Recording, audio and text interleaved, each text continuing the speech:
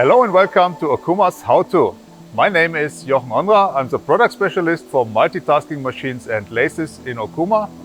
And today I'm going to show you how to set up your work environment for our collision avoidance system. We change to our CAS setup screen.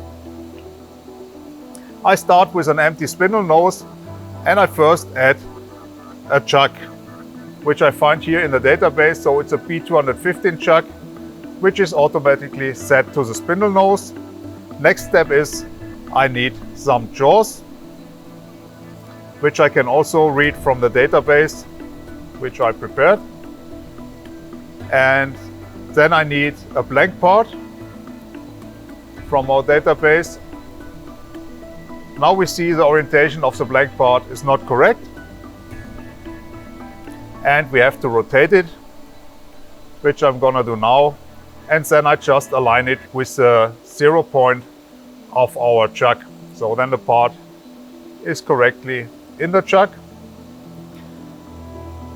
And then the last thing is we need our center, which we have in the machine, which is here.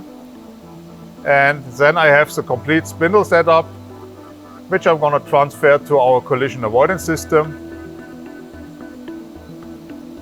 And after that, I can see the complete setup on the screen, the same as it is in the machine.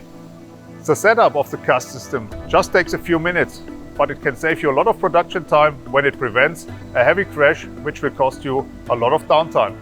Thanks for watching our video today. Check our other videos on our channels.